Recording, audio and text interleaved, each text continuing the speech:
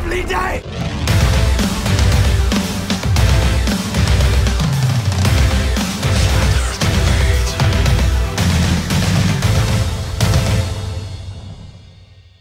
Welcome to Flat Earth Debate. I'm your host, Nathan Oakley, and if you are new to this channel, or you've not done so already, be sure to subscribe and hit the bell notification icon to keep up to date with the Flat Earth Debate. If you'd like to support this channel, there is a super chat that runs alongside each of these shows while they're live, and there's also a PayPal link in the info box below the video. But most importantly, if you would like to join the discussion, simply mute the page you are currently watching, then click the link in the info box below this video to join the panel and express your views on the shape of the Earth. If you do join, please don't swear. If you do, you'll be ejected, and if you are, please don't try to rejoin the stream using sock accounts. You'll be warmly welcomed back on the next stream. Please also share the show. Sharing the show obviously increases the live audience, but this in turn increases the chances of a more diverse panel. So please share the show. And one last time, if you're new to the channel or you've not done so already, be sure to subscribe and hit the bell notification icon to keep up to date with the Flat Earth Debate. Now we are joined by What Shape is the World, The Plain Truth, Sleeping Warrior, Roxanne, Ranty Flat Earth, Music, Jose, Event Horizon, and Arwin. Good to have you all. Good afternoon. Good afternoon. Hello. Hello, hello. Whoop, whoop. Oh, hello. Hi. Hello. Right, we'll rattle our way through housekeeping. Let's see how concise we can keep this. Are there any signs of Earth curvature, ladies and gentlemen? No. No. Not that I can see, no. None that I can see, but Rumpus in chat says he can model it. Yeah, it's modelled to both pseudoscience and a reification fallacy. So any evidence of Earth rotation? Axial rotation? Any of that? No. Bought Rumpus some crayons if he wants to try and model it. Same answer as last time. You What need about the distance crayons, to but the you're not sun? use them. No, this came up on the last show. So Crayons, any evidence Monty. of the distance to the sun? No. I'm working on it, but no. What do you mean you're working on it? What are you doing? Do you want me to go through that Venus thing again? Well, you might as well give us a quick, a nice concise summary of what you found with Jodrell Bank. That'd be lovely. Right. Before So you start, it's not building a very, very long measuring tape, right? No. Okay, go ahead. The claim is that radar ping reflections from Venus is how they calculated the distance to the sun. But when I've been looking into this for the purposes of this paper that I've got to write, I can't find persuasive evidence that this is actually true. I find papers that say that they claim that they've got reflections from Venus, but when they present their evidence, they use phraseology that weakens their position or weakens their claim significantly and introduces doubt in that they claim that they had faulty equipment. They only got ping reflections apparently on 7 days out of 14, I think it was, or 13 days, not every day, and that they had to compensate for channel corrections. When I have to ask the question, well, why are you compensating? Why aren't you just presenting the data that you got without it being compensated, and then telling us of the issues, and then we can decide whether or not we accept the evidence as credible or good. And it's creating doubt when you say that you got ping reflections from Venus, and then you use wiggle words to dilute the strength, because it appears that they should be saying, well, we think we got reflections from Venus, but we're not too sure because there were days that it didn't work and we had to fiddle around with the results on the channels. And basically, it's not exactly a strong persuasive argument that satisfies me that there's no doubt here. There is doubt. They shouldn't be getting faulty data. They should get a ping reflection from Venus every time they fire it. It's that simple. And they didn't do it. Were they using radar? Yeah, from the Jodrell Bank Observatory owned by University of Manchester. Okie dokie. So any evidence that you can have a gas pressure without a container? There's a lot of people out there that believe that the medium of space, a vacuum, exists beyond where we breathe and live in the gas pressure we all know and love. So is there any evidence that you can have a gas pressure without a container? Well, No. there's a gravity barrier out there. Where it's I unusually strong. That's keeping all the gas in. Oh, I'll happily move on. Unless anybody's got anything to add, I'll happily move on from that point. Use that to segue into, is there any scientific evidence of gravity? No. Well, No. no. No. No. No. No. Well, just so we keep the housekeeping on track, any evidence of a self-perpetuating molten iron core at the centre of a presupposed spherical Earth? No. No. No. If you bring papers and crayons, I can draw that for you. What's with all Don't the give the- crayons? Don't give the crayons to the rumpus. No. We'll eat them. If you want to do it properly, you have to paint. Otherwise, it's not gonna Yeah. look right. Speak to Matt Simmons at Otherwise, NASA. it's not he'll gonna paint- look right. Come on. Speak to Matt Simmons at NASA. He'll paint you a picture. It's crayons, because it has to be. Yeah. Yep. Right, well, what about the R value? Any evidence of Earth radius? Any elusive R value proof come its way, our way? You've seen a no. lot of in supermarkets recently. Yeah, a lot of supermarket floors seem to conform to the Earth radius radius, value. It's yeah. amazing, isn't it? Yeah, there was this classic answer from Brenda once. She say, the Earth has been mapped in the surface, all the land masses and all the corners of the sea, you know, all the surface.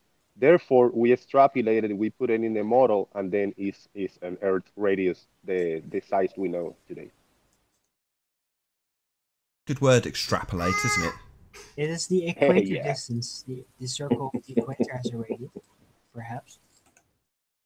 Hey guys, can I just intersect for a second? We've got the trolls trying to bait me in the side chat, trying to make me ask Anthony and Roxanne why they were slagging me off earlier. Now, let me just say, I don't really care. You could have been slagging me off all you like. I really don't care. Or you could have been saying lots of good things about me. It doesn't matter. At the end of the day, I just want them to know that it doesn't bother me in any way, shape, or form. If you think that whatever the trolls have said over the last year, nothing could be worse than that. So, Well, to be honest, Don't feed the trolls. Don't feed Yeah. the trolls. well, hang on. Let me just address that. yeah, but I don't even really want to know, Anthony, because I'm not even bothered. You could have So, said yeah, that anything. concludes the housekeeping. Anything. Excellent. Thank you for Yeah, you could have participating. said anything and it wouldn't have bothered me. At the end of the day, I know you personally. We speak a lot off air, on air. You know, it doesn't make any difference. It's nothing I haven't already said to you in the past, Franti, and it wasn't said as a criticism either. I was slagging you off for not having a tripod. This So kind of what we're trying sounds to like do when a lady says, "No, really, there's no problem." Yeah, what they're trying to do is cause division. So what they're trying to do is say, "Oh, we overheard some conversation in the before, and now we're going to just bait them into arguing with each other and trying to fall out." Well, it's not going to work. There's bigger things to talk about. That's called flat Earth, and Yeah. that's what we're all invested in. Yeah, so how's about that evidence for how you can have a gas pressure next to a vacuum of space without some kind of membrane? Exactly. Great show yesterday. Incredible footage from Ranty. Wow. At how we could all see the yellow truck. Clearly, the P1000 is worth the money. Oh, yeah, the yellow pickup truck. That was absolutely cool as hell. Shout out to Alicia for the super chat. Thank you very much indeed. Really appreciate it. Well, let's not lose sight of the fact that you morons all think that we can have a gas pressure without a container, right? Well, you can argue as much as you want about things that you think or said or whatever. Who cares? The fact remains that you can't have a gas pressure because conspiracy cats all told us without the balloon, there is no pressure. Well, we are that balloon. Earth is that balloon. But if you pop that membrane, then there is no pressure. So the problem you guys have got is, yeah, you can try and cause division if you want to. Who says that we weren't trolling you? Yeah, it's not going to make any difference at the end of the day. We're all invested in flat Earth. This is what we're working towards. I know you personally, and I know that the trolls are just there to cause division, so they can just sod off because I don't care. Well, to be honest, I didn't say anything. Find you down. Oh, if they haven't realised by now that what they're saying doesn't affect me, they're never going to realise that.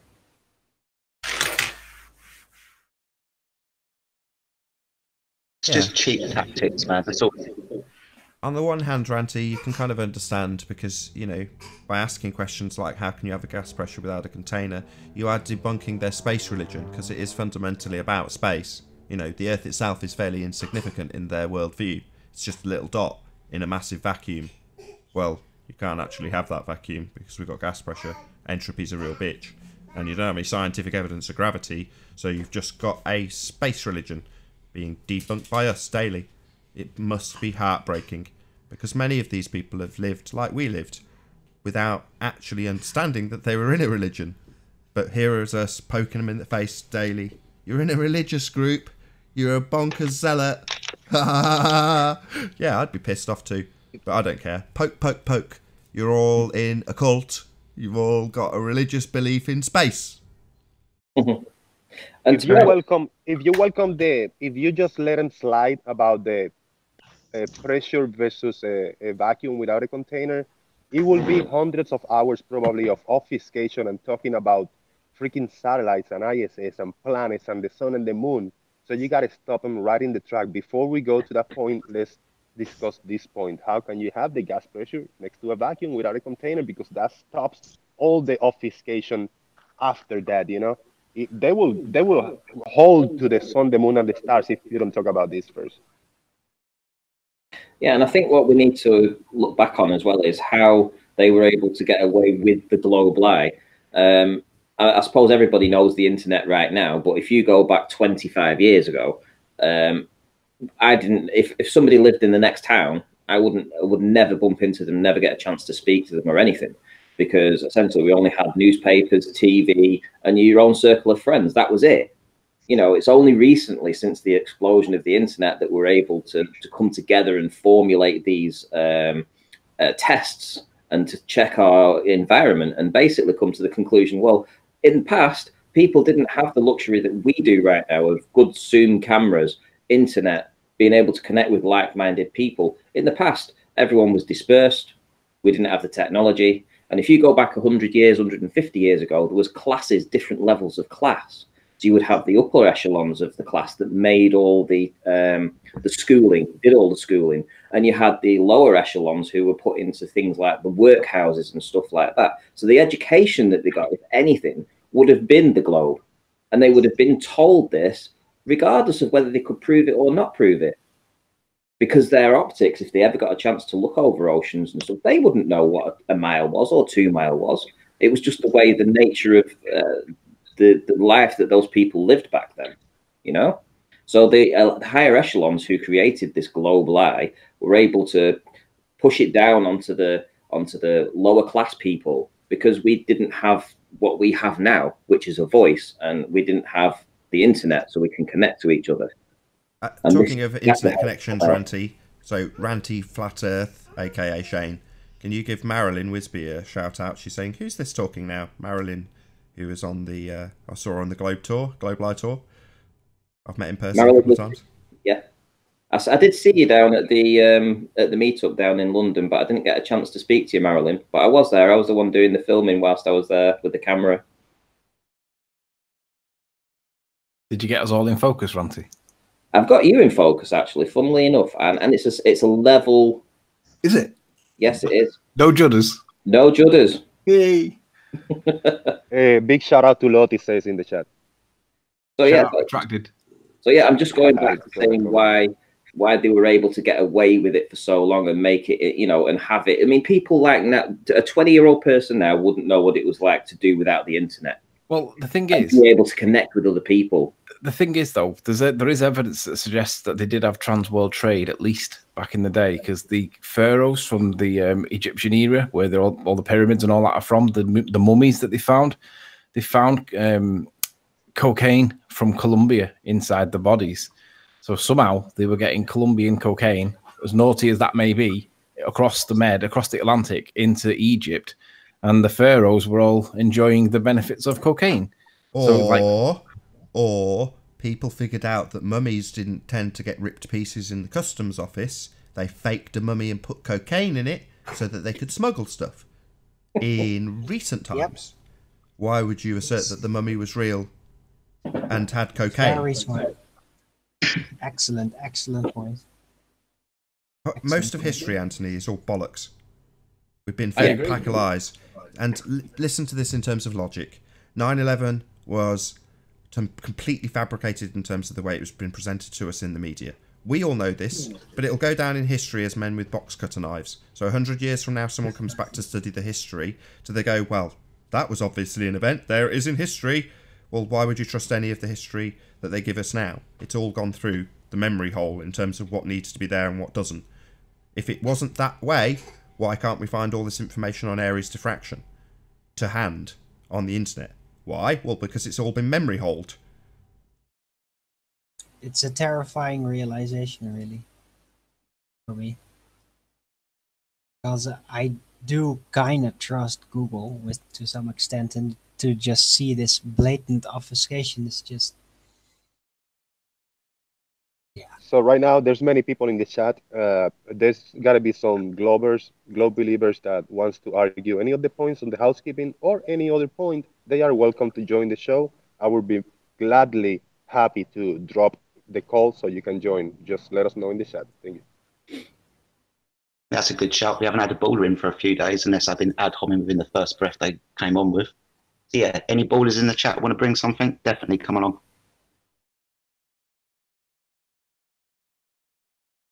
A lot of people that have joined the debate now and started watching it or have been watching it recently don't know what it was like in the beginning when the debates first came out.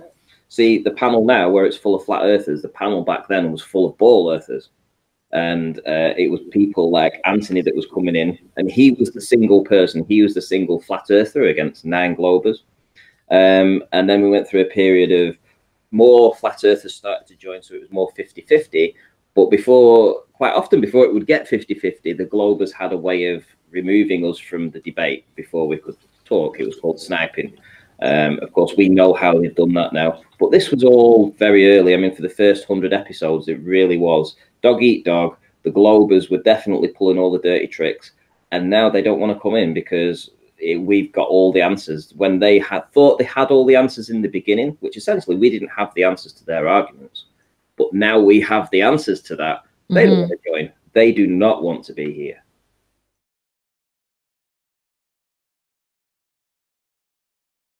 Kind of speaks volumes, doesn't it? Because it's badly evident. I was kind of hoping on the anniversary episode that we'd get a load of people in with the crappy old questions that we used to get. So we can say, well, that's just a reification fallacy. Well, that's just affirming the consequent. That's just making the question. You know, just run through all the really early ones that we're all stumped on. That would be ace.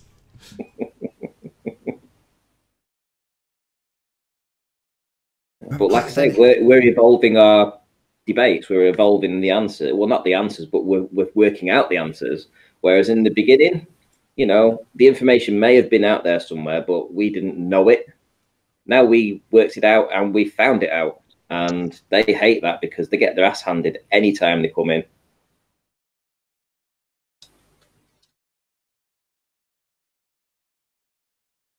But yes, an open panel. I mean, I'll step out if anybody wants to join in.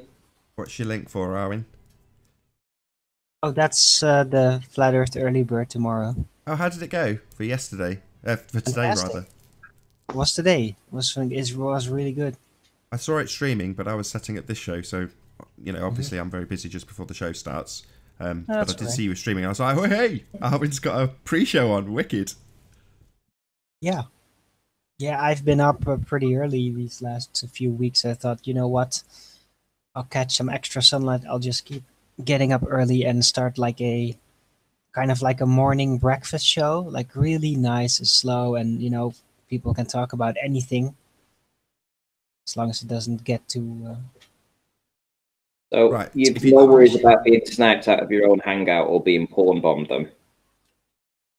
No, I'm not opening it up to the public. I just do it by Skype. That's my rules. So if you want to get on the show, then contact me on Skype, and if I deem you a reliable person, then I will give you the Hangout link. And I will every time throw it into the Master B chat as well. I'd be up for that, Arwin, if you need some help early in the morning. Everyone is welcome. Excellent. That I trust. So you're all welcome. It's just I'm gonna do this, so everyone has. If they're like have all this energy before the show and just waiting, you can join my show and. Alan B says, can he come on? Tell us what's on your mind. Alan B wants to be on your show. So can you tell us what aperture is? Because you don't understand what aperture is, Alan. Tell us in one sentence what aperture is, Alan. I mean, I'll step out if you want to come in, Alan, and you can tell us directly what aperture is. Do you want me to step out for you, Alan? If you do, I'll leave in the next 30 Alan seconds. B said, I do, you don't. Thanks, Alan. Drop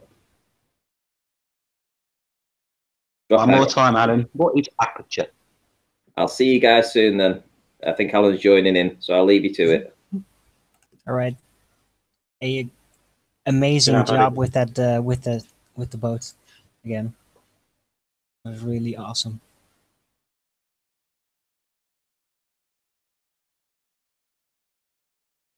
Yeah, I use Ranty in one of my videos to convince my auntie that the world is flat. So good stuff. Well, hi, Adam. Hi, dudes. You all right? Very well. Good to have you. Hi, Adam. Just got in, guys. Hi, Adam. Hi, Roxanne. You all right, mate? I'm good, thank you. Yeah, all grand. You good event? I'm sitting here with my ears pinned back. I'm waiting to see if I'm going to see an argument from someone that thinks they live on a ball. There's no argument to have. There's none. So It's definitely gone quiet on their side. Might not get one today, Roxanne, I'm afraid. I might miss it. No complaining. I like these little calm moments. I'd heard a little bit at the first show at the end. He was saying he was having trouble getting hold of Rayleigh's criterion info, or Owen was. It was something me and Zach were discussing last night. He was saying people were struggling to find information on it. Yeah, Aries diffraction. But doesn't that make total sense? That you would find it difficult to find something that literally causes an obstruction at the horizon where they claim it to be Earth curvature. Wouldn't you say that Yeah, makes they're total obstructing it.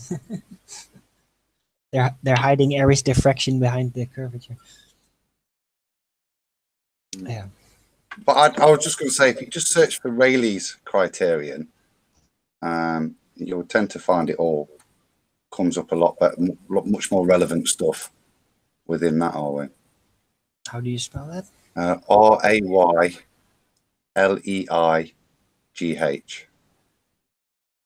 apostrophe S. Yeah, the Rayleigh criterion. If you want to search phrase. And if you go into images, there's a lot of presentational slideshows. I was looking for a few last night. So if you go through onto Google Images, you'll see there's people with slides, and there's quite a few nice ones that aren't specifically related to viewing distances over a flat plane or a ball, but certainly explain the point in terms of divergence and reduction of image size. And particularly the merging at Rayleigh's criterion. So plenty there. But if you're struggling, Owen, I'll get Zach to send you some stuff over. But I'm in the middle actually. The reason we were looking at it last night is we've got Mark Devlin on Friday night. And we're going to pick his brains, but we always like to do a little bit of our own work as well. So we're putting a bit of a slideshow together anyway on this, Owen, with some of the work. We're trying to make it a bit more useful for people like Ranty so that we can start to get a minimum amount of diffraction that will be occurring and image. So we're trying to do a few formulas with regards to that so we can start to maybe stick stuff in, say, well, X amount is down to this Rayleigh criterion with Zach's formula, and therefore you can make suggestions as to what other effects are coming into play if the level of obstruction is much greater than predicted from Zach's formula. So I'll need to dig into this. It's pretty fast. Well, watch Friday night, and then we can all have a chat next week if you want, Owen. Just all right. Yeah, sure. This is a beautiful idea to revisit this subject about the Aries diffraction and the angle of attack and all this stuff after the recent last at least 2 or 3 weeks when this subject has been touched on again, and people just putting little tests out there that things do disappear from the bottom up. Depends on the distance on the cameras you're using. So yeah, revisiting the subject and concisely presenting some other information where you can gather that you can understand it better, that would be really, really awesome. Does anyone mind if I play a bit of our or Zach and myself discussing this. It's just playing now, but if I can just unmute it, but just pipe up when you want me to shut it up, or shut us up, if that makes sense. Nitrogen, oxygen-based atmosphere, and then 1.33 is water. Now they did this because atmosphere plays such an effect that they can only make the limit. So they have a perfect nitrogen-based atmosphere, and any more moisture, dust, humidity, wind blowing, there's all kinds of things that can mess with it. The angle will only get bigger after that. So that's why they call it the angular resolution limit. Next, please.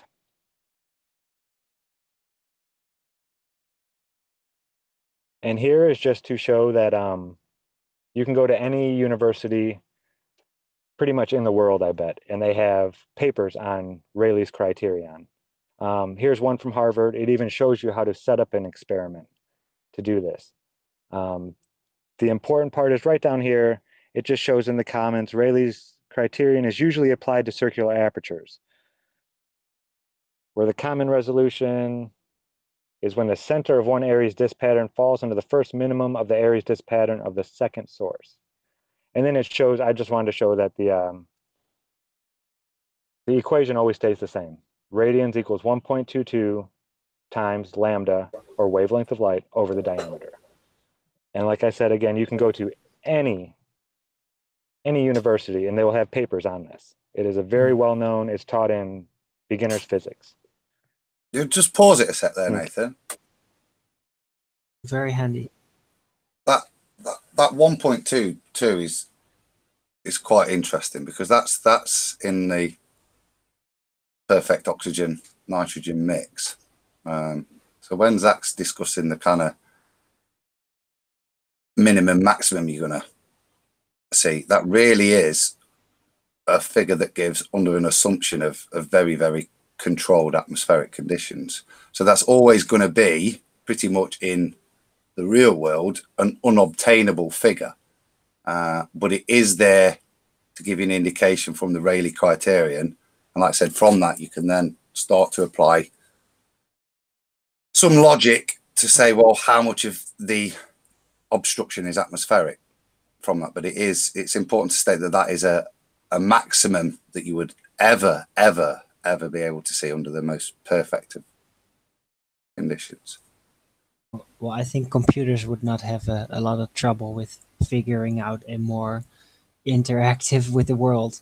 No, well, that's the impossible. This is what we were saying last night. It's fine if you can, maybe over 10 miles, the atmosphere is going to be homogeneous. But as if you're getting up to 30, 40s, you're going to have different levels of atmospheric humidity across that distance. And that's where you see it in Ranty's pictures, how things in the foreground are slightly, and so it's using this maximal point that you can see and then calculating the differential between the maximal point of what you could see and what you can see that could then start to give you some indication as to what the atmospherics are like based on the level of obstruction and also any miraging effects that you might see. That gives indicators as well. So it's there's an additional point to add there, though. When you're saying that the atmosphere can be considered as homogeneous in short distances, in addition to that sentence, the atmosphere may well be considered non-homogeneous after that distance. That point's kind of moot. But what needs to be mentioned is that when you're doing observations over water, whether it's tidal or not, salt water or not, fresh water or not, and if the sun's out, there is a rate of evaporation. It might not be a lot in winter, but it's still evaporating to some degree. In summer, there's a lot of evaporation. And if you look at the refractive index of water vapor, not condensed water, water vapor is less dense than the air that it sits in. That's why it rises. But if you're looking through that water vapor, which we all call heat haze, it's not actually heat haze we're looking through. Yeah, it looks like heat haze, but it's actually the vaporization of the water into its gas form, and that refractive index value to that is less dense. So what that does is bends the light up. It doesn't bend the light down the way that they demand, because it's not condensed water; it's vapor in its gas form, and it's less refractive. So and it's less dense. So because it's less dense, it bends the light up, not down. And they don't ever tell you that. You have to work that out yourself. Indeed. Come on, Adam, say something. Oh, he's got on to mute. Anyway, I've been looking for one. I've been looking for one. Just very short. I've been looking through one of these documents about the Rayleigh criterion, and they have a average resolution limit for people.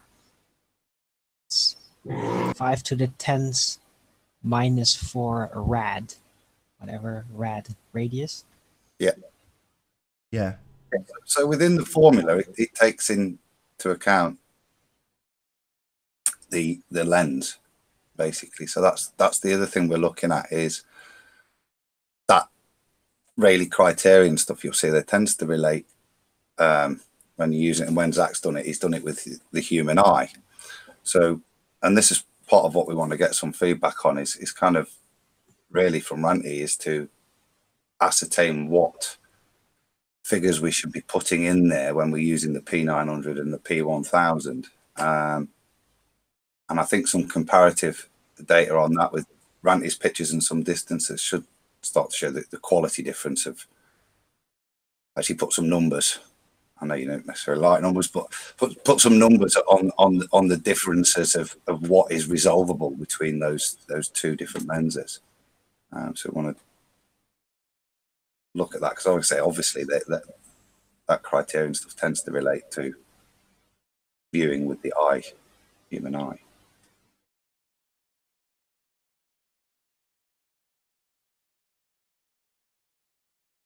But to me, it's not a calculator in the sense of their ball calculator, but it's something that gives you an indicator as to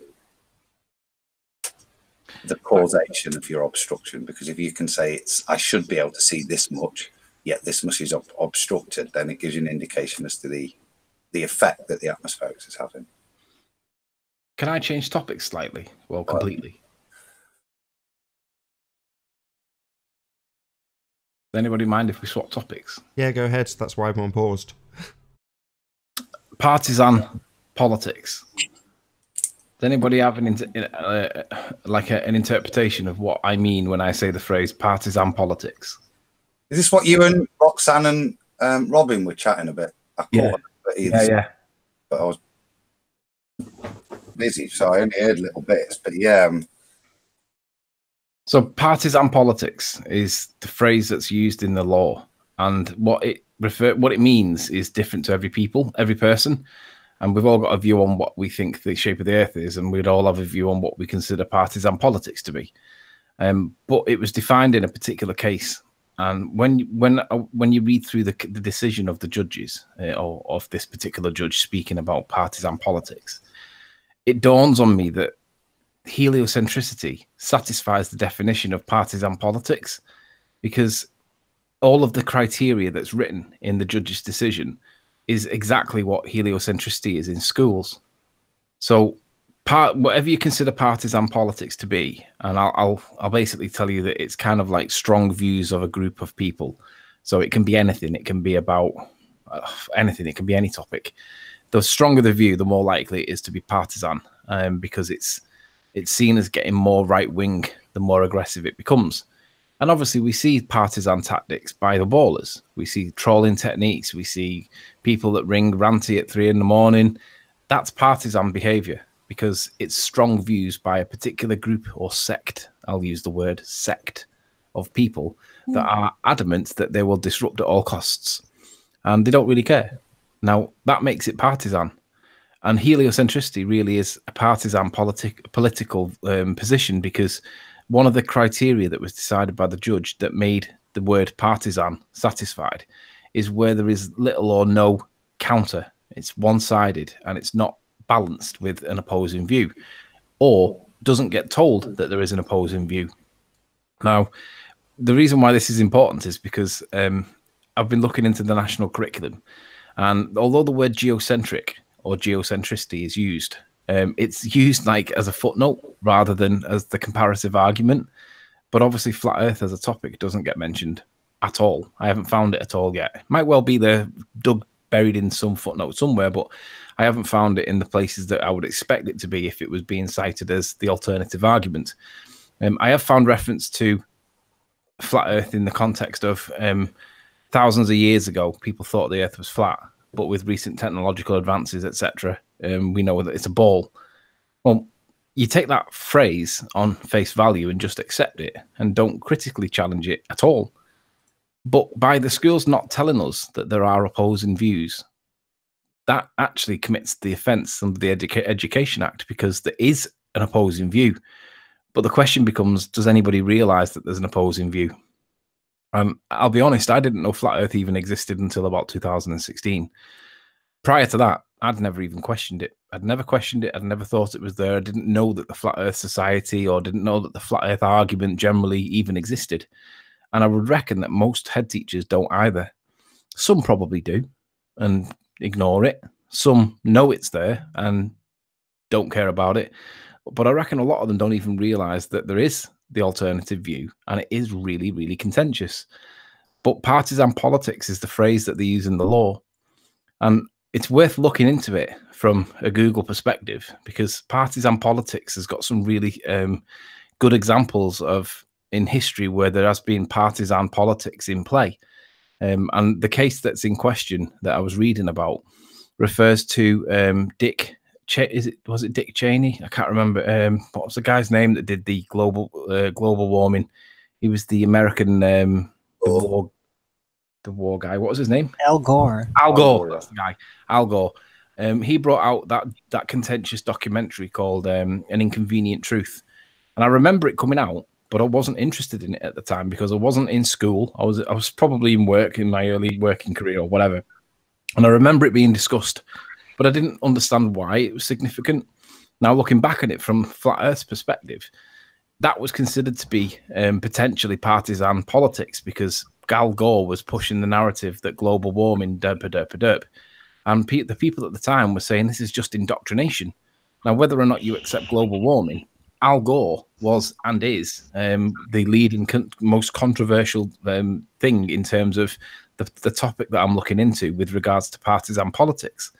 So whether you accept global warming or not, the global warming topic was considered whether or not it was partisan politics or not, or was it real world?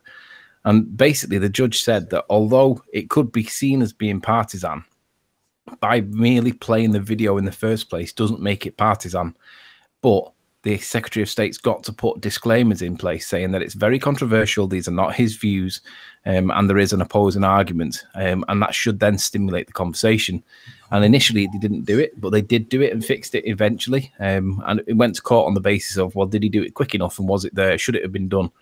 And it was decided that he had done enough, so the action failed. But the point was, where there's partisan politics, the Secretary of State, in other words, the national curriculum, should state that it's controversial, that not everybody accepts this and that this is not his view, and that there should be stimulated discussion and debate that follows it when it's seen as contentious. And obviously, the heliocentric narrative is not promoted to children as contentious or that there's an alternative view or that there's no stimulated discussion or conversation that flows.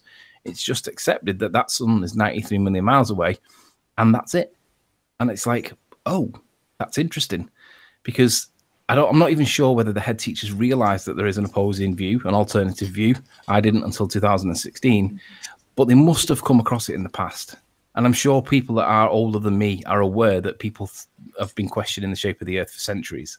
Yeah. Okay. Is there any precedents that relate to the support for an alternative theory before it? Because obviously you could get all kinds of fringe stuff. Is there a way in which either level of support or route of validation that is required to kind of qualify as an alternative that should be heard?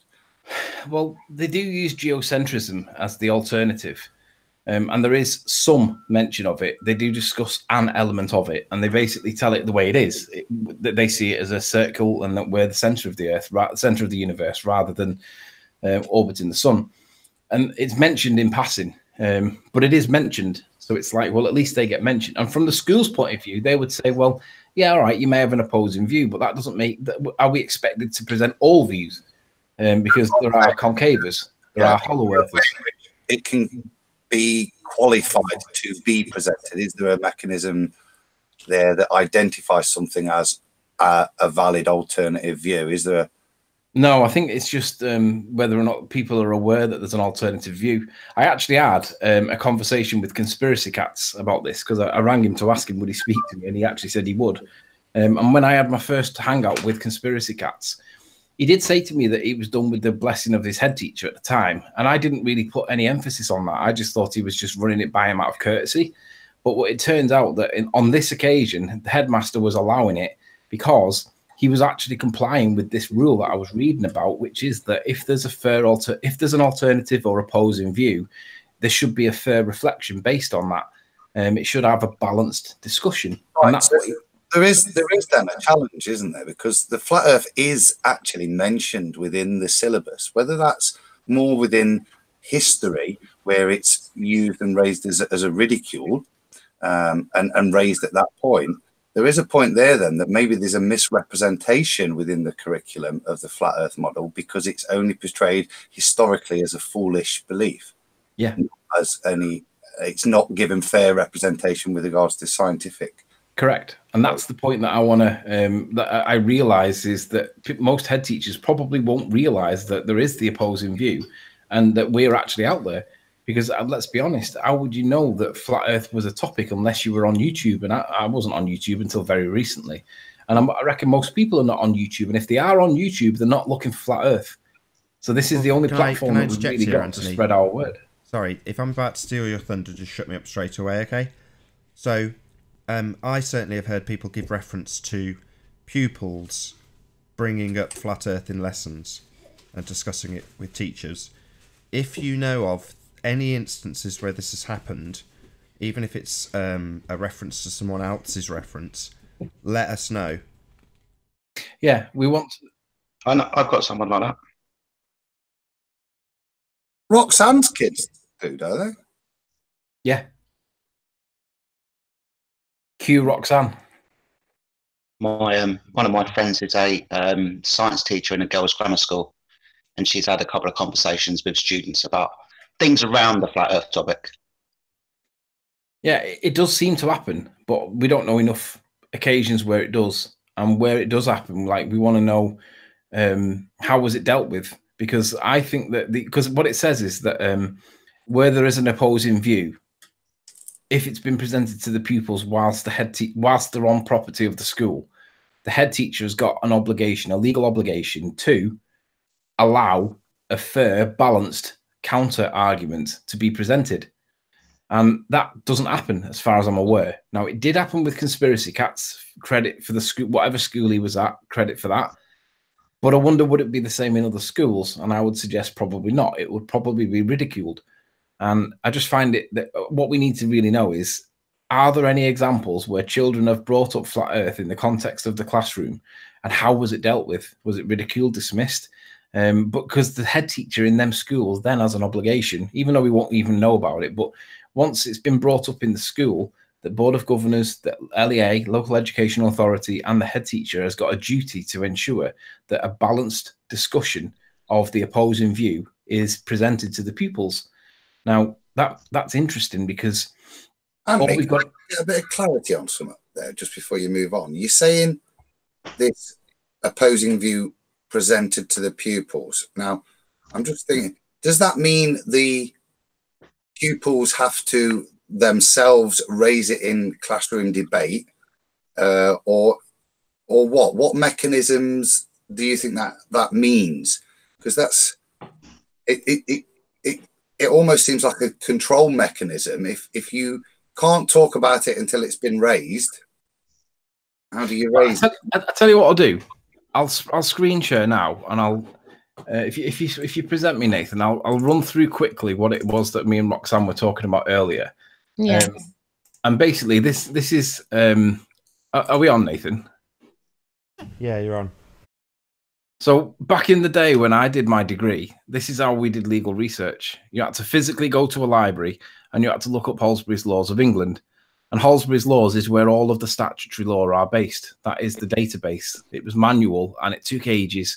And you can guarantee that the page that you want had been ripped out by somebody previous, because the assignments don't change per year. And the pages get ripped out because that's what students do. So it's always missing. But anyway, the point is that that's what you do. You have to go and find the relevant, and this process takes ages as well. You have to physically go somewhere, and it takes ages, and you often don't get what you want. Now, these days, it's done this way, and because it's done this way, it makes it so comfortable and easy for us to work through, because we can do it at our convenience, and the pages are not missing. And this is where the laws are all based. So obviously you can see the law of agency, you can see armed forces law, you can see auction law, broadcasting, all these. But when I scroll down to the education section, I can look into this and I can see that under paragraph 6 or paragraph 6, we can see that at the bottom here in yellow, we can see that this is where the law comes from, the duty to secure the implementation of the national curriculum for England. That's where the law saying that the national curriculum's got to be implemented by all the schools, all state schools in England, right? That is the law. I mean, if you click into that, you can read it. But what I wanted to show you was, there we go. As I go further down, it talks about the national curriculum in Wales. Well, Wales, you know, it's not relevant for this point. Sex education is not relevant, but politics comes up as a specified Sorry, got to stop part. you. Martin, I'm really sorry. Wales is definitely relevant. It is, but not in this context. You'll cause an uprising. I know. Statements like that. In context is important. Let's not take the context out. Wales is important, but in this context, it's not, because we're not looking at Wales. Sex education, obviously, that's had its fair share of controversy over the years. But for this, what we're interested in, it's not important. But there's this section called politics, and I was like, really? I was just initially I wasn't seeing the angle. But there's two sections to it. There's one called political indoctrination, heliocentricity, and then there's another one that says the duty to secure balanced treatment of political issues. So when we open up that, I'll deal with the first one first, the political indoctrination, right? You have to switch your brains on a little bit and think about this in two contexts. Think about this in the context of flat Earth being pushed by people like us, and whether or not we could be satisfied, or if we could be identified as political indoctrinators. But also think about heliocentricity, because heliocentricity, I would say, satisfies the definition for political indoctrination. But it says the local authority, governing body, and head teacher must stop the pursuit of partisan political activities by any of those registered pupils. So obviously kids can't get involved in it at a school, and the promotion of partisan. Sorry? I'm getting feedback from someone. The second thing is the promotion of partisan political views in the teaching of any subject. So yeah, sure, the ballers can say, well, that'll be flat Earth, then it's partisan. But it also applies to heliocentricity within the concept, within the confines of physics or science, generally, whichever, because it's any subject. So it's not just aimed at flat Earth. And yeah, you could try and argue it, but I'm thinking that heliocentricity fits into this because. And I'll go into the reasons for why later. But basically, if heliocentricity could be defined and satisfying the definition for partisan politics, then the head teacher must forbid it. Shouldn't be taught in schools, which is my position, because I think that it does satisfy the definition of political indoctrination. And I'll come back to it in a sec. But this is where it gets interesting. The next thing says that under the next paragraph, the local authority, governing body, and the head teacher must take such steps that are reasonably practicable to secure that where flat Earth is brought to the attention of pupils whilst they are in attendance at a maintained school, or taking part in extracurricular activities, the pupils are offered a balanced presentation of the opposing view. That's really important, that, because the balanced presentation of the opposing view, you guys all know that it's ridiculed, right? How many schools are actually going to give a balanced presentation of the opposing view? Would the teachers even be qualified to be able to do it? Because none of them have had any of the conversations. I would say Conspiracy Cats is probably the most qualified, and he's the least qualified of the most qualified, if you know what I mean. So, I spoke to my cousin the other day, and she goes to a school in Ealing, and basically she's saying that she's spoke to her teacher and said that why haven't you taught the flat Earth model as well instead of the heliocentric model, because you're not actually given a fair representation of both. And the teacher was kind of stumped and kind of backed off it. But it is happening in schools, and there is kids out there actively nowadays trying to speak to their teachers and trying to get the flat Earth just to basically talk about the flat Earth in school. If you get what I mean. This is the point, though, because I didn't know until yesterday that if you bring to the attention of the pupils that flat Earth is an alternative view, right, the head teacher has then got a legal responsibility to ensure that then pupils are offered a balanced presentation of opposing views, right? And this is the law. They've got to do it. Tony, that's a good point that you should. This is in the political section, which is, I think, slightly harder. If you had similar legislation within religious education teaching, I think it's easier to fit in with the fact that you can disprove it scientifically, show that it is faith-based what they're teaching. So if you can find something similar, I would say, within the treatment of religious education, that would probably validate the argument in a stronger way than in a political. Well, then I would go back to this, what it says. It says... it's harder to argue as political. You can't you? Do you know what I mean? But what I'm saying is if you've got a religious context of teaching, and there's mitigation for teaching all religious opinions, then actually you can prove the point in law that their statements are religious, and therefore... Well, it's not religious. It's the phrase is partisan political. And I'll come to it in a sec. I'm not finished on it yet. I will come to it. Sorry, I've gone sideways. But bear in mind that it's in any subject, right? It's not just in flat Earth. It is in heliocentricity, including the religions, right? And I can see how this would apply in religious parts of the syllabus. I get it, right? But we're not.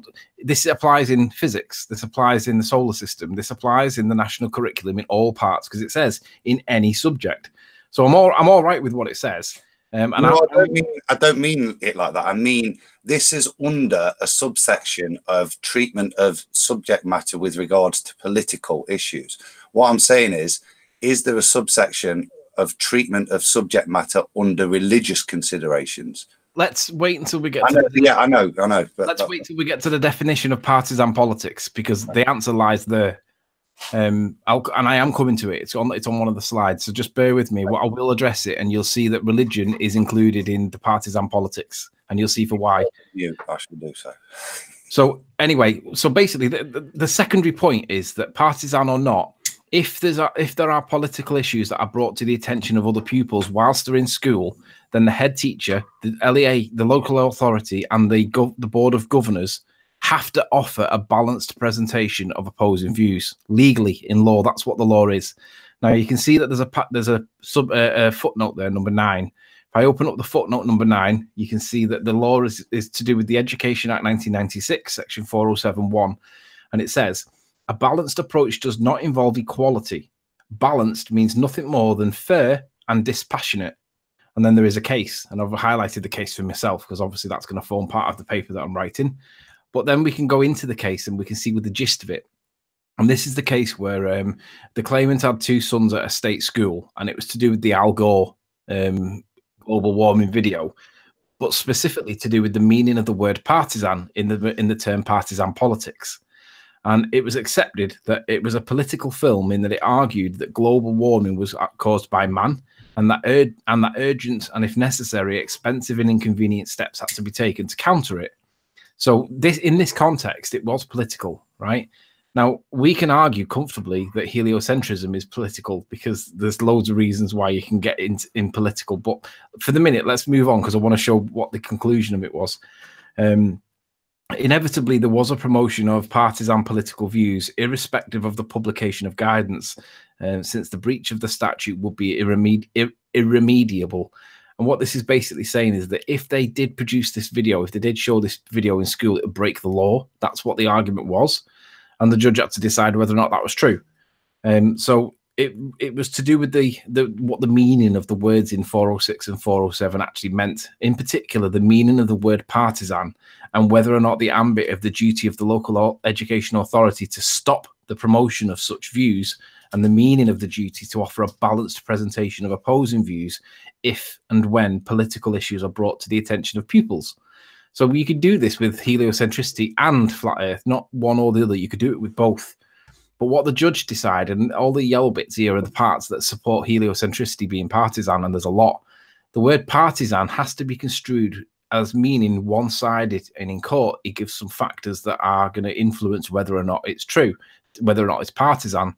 And look at this bit. It says, a superficial treatment of the subject matter typified by portraying factual or philosophical premises as being self-evident or trite with insufficient explanation or justification, and without any indication that they might be subject of legitimate controversy.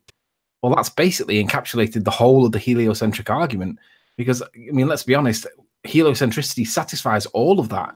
So it's like, well, that's heliocentricity in insufficient explanation or justification without any indication that might be subject to legitimate controversy. Well, we wouldn't exist, really, would we, if that wasn't true? Anyway, the second part, the deployment of material in such a way as to prevent pupils meaningfully testing the veracity of the material, that's pictures from space, NASA, all that's mumbo jumbo, and forming independent understanding to how reliable it was. Well, we laugh at NASA. Slide out there. You missed out the misleading use of scientific data, misrepresentation, and half-truths, and one-sidedness. Did I? Oh, sorry. Yeah, the misleading. Yeah, that's right. The misleading use of scientific data, misrepresentations, and half-truths, and one-sidedness. Thanks, Adam. So that's heliocentricity in a nutshell. That's all of it, because it is one-sided. It is half-truths. I mean, they don't tell you about that you need a container for gas pressure.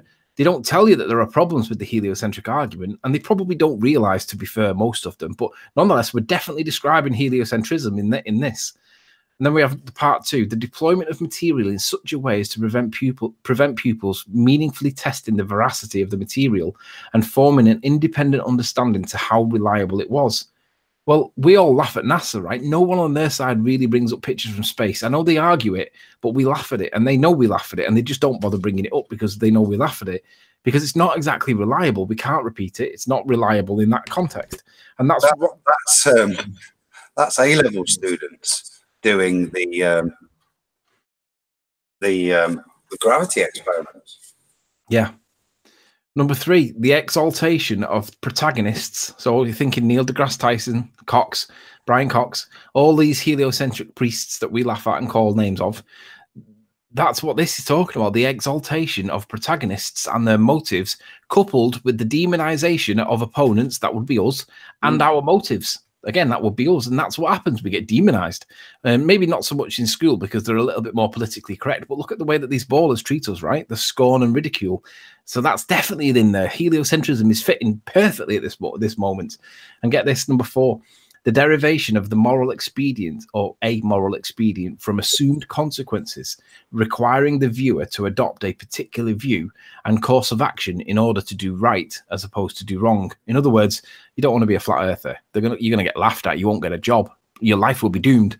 That's what that's talking about. It's trying to get them to behave in a particular way based on what they tell them is right compared to what is wrong. And we all do get taught that sun's 93 million miles away. It's taught as fact. And that basically, that pulls heliocentricity within the meaning of partisan. And obviously you could apply that to lots of things, but particularly religious stuff. So this, Adam, is where it's being brought in. That is, mate, that what you found there, that one paragraph is just absolutely outstanding, mate, because it qualifies in law the root and basically sums up what we've been trying to say, but the way it qualifies into the flat and heliocentric argument it's just so applicable, isn't it? It's perfect. It describes all the trolls on the heliocentric side perfectly, even down to the societal demonization of us. It's fantastic. That I agree, and that's why I've got this in different highlights, because they mean different things. Like the yellow is for my course, and like the red bit is to emphasize the bits that should be yellowed, but re-emphasizing the bits, because this is exactly the exaltation of protagonists, mate. I mean, it doesn't get any more applicable, does it? Like you say with Foxy and this is Neil deGrasse Tyson and Brian Cox. Anyway, check this out. And when it's talking about a little bit in a minute about films and stuff, you've then got all the NASA stuff, which is filmed. Yeah, that's what I'm talking about. That's why it all applies. But get this right. So that was the first point from the judge, right? The second point says the mere distribution by the Secretary of State to schools to facilitate the showing of the film, or in this case, Flat Earth, and accompanied by guidance was not per se or irremediably a promotion of these partisan political views. So in other words, you can play partisan views, but it's to do with, yeah, let me carry on. It says the statute could not possibly mean that 406 was breached whenever a partisan political film was shown to pupils in school time. However, what was forbidden by the statute was political indoctrination. So a teacher who in the course of school day and as part of the syllabus presents to his pupils with the appropriate setting and with proper tuition and debate, that bit doesn't happen, a film or document which itself is promoted in a partisan way, some political view could not possibly be the mischief against which the statute was intended. So in other words, as long as teachers aren't being unreasonable, the teachers are not going to be accountable, which I never thought they would be anyway. But this basically is the decision that says that teachers won't be. But just contrast that to the likes of Tim Peaks, who is doing the circuit on the university circuit now, telling everybody how great space is. Would he be classed as the same? Would he be treated as the same? Because he's clearly in a different set of rules, isn't he? He's not the same as a normal, like, conspiracy cats kind of teacher. Anyway, so that's just bear in mind that generally teachers will not be covered by it. But the third point, it says, in order to comply with the requirements of 406 and 407 of the Education Act, and this is really important, the Secretary of State, when actively distributing the film, had to make clear that some or all of the matters contained therein were not supported or promoted by him, and that there was a view to the contrary. Now, is that done with heliocentricity? No, I would say not, because they generally accept it as fact. It is taught as fact. So is the Secretary of State saying, should he be saying that when the heliocentric narrative is being taught, should he be saying that these were not necessarily his views, not promoted by him, and that there was a view to the contrary? I would say he should be, because it is contentious. People don't necessarily agree with it, believe it, or accept it. Hence why we're here. Anyway. Well, with that, I'm going to say, first and foremost, a huge, massive, enormous thank you to all of the live audience for tuning in and hopefully sharing this debate, informative though it was. And, of course, a massive thank you to all of the debating panel, especially Anthony Riley, for making this debate possible. If you hated the show, you know exactly what to do. But if you liked it, maybe consider sharing it with a friend or subscribing if you've not done so already. I've been Nathan Oakley, and I will see you all in the next video. Oh, what a day! What a lovely day!